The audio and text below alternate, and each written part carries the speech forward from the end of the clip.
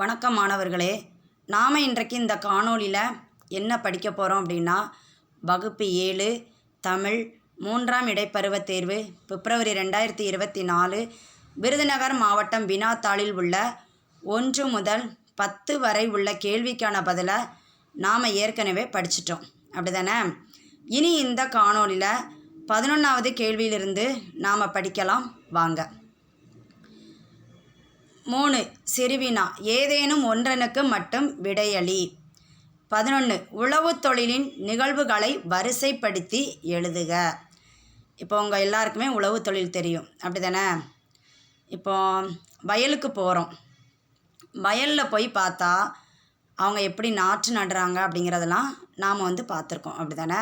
இப்போ அதை பற்றி தான் பார்க்க போகிறோம். பார்க்கலாமா? இப்போ ஒரு சாணுக்கு ஒரு நாற்று வீதம் அவங்க என்ன செய்வாங்க, நடுவாங்க. இப்போ சான் அப்படின்னு சொன்னால் என்ன அப்படின்னா, இப்போ நம்மளுடைய கட்டை விரல் இருக்கா, அதில் இருந்து நம்மளுடைய சுண்டு விரல் இருக்கா, இது வரைக்கும் உள்ள அளவைத்தான் சான் சொல்லுவாங்க. அப்போ அந்த அளவுக்கு தான் அவங்க என்ன செய்வாங்க, நாற்று நட்டிருப்பாங்க. அவங்க நாற்று எப்படி நடுவாங்க, ஒரு கையில் நாற்று இருக்கும், இன்னொரு கையை எடுத்து என்ன செய்வாங்க, வேகமாக நட்டுக்கிட்டே இருப்பாங்க, அப்படி தானே? சரி, அடுத்த வரியில் பாருங்கள், மடை வழியேன்னு இருக்குது. மடைனா என்னன்னு தெரியுதா உங்களுக்கு?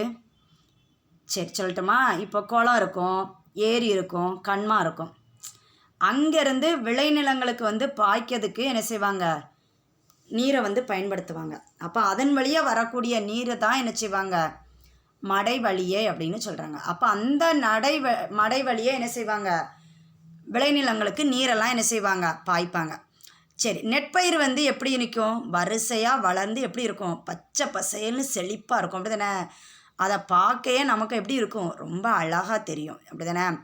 அதுக்கடுத்து நெல்மணிகள்லாம் விளைஞ்ச உடனே எப்படி இருக்கும், அப்படியே நம்மளுடைய மனதை எப்படி இருக்கும், மயக்கிற மாதிரி இருக்கும், அப்படி தானே?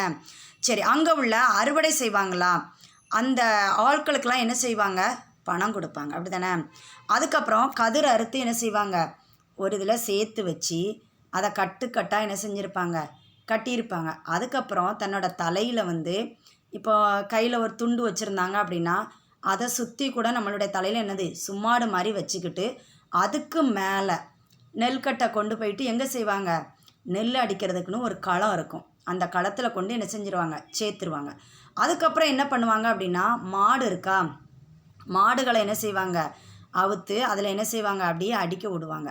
அப்படியே அது என்ன செய்யும், உழப்பிக்கிட்டே வரும்போது அந்த நெற்பயிரில் உள்ள நெல் கதிர்கள்லாம் என்ன செய்யும், கீழே மணிமணியாக அப்படியே என்ன செய்யும், உதிர்ந்து வரும்.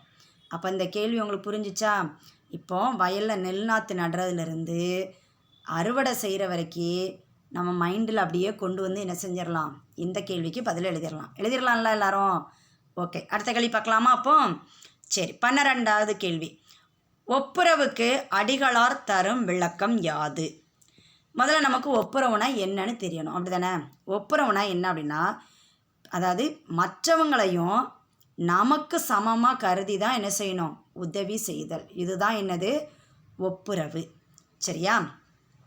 அதாவது ஒருத்தங்க ஒரு உதவி செய்கிறாங்க அப்படின்னா அவங்க தரக்கூடிய பயன் எப்படி இருக்கணுமா, மதிப்பு உள்ளதாக இருக்கணும். மனப்பாங்கு அப்படின்னா ஒன்று ஒருத்தருடைய மனநிலையை பொறுத்து இருக்கும், இன்னொன்று அவங்களுடைய நோக்கத்தை பொறுத்து இருக்கும், அப்படி தானே? சரி, அதாவது ஒருவர் உதவி செய்தது மட்டும் நமக்கு என்னது போதாது.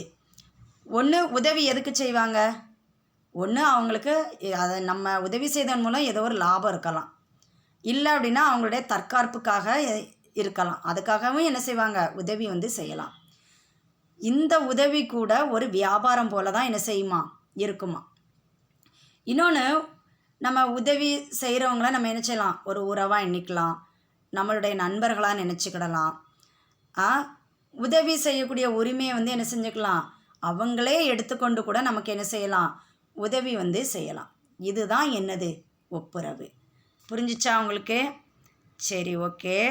இனி அடுத்த கேள்விக்கான பதிலை நாம் அடுத்த காணொளியில் பார்ப்போம்.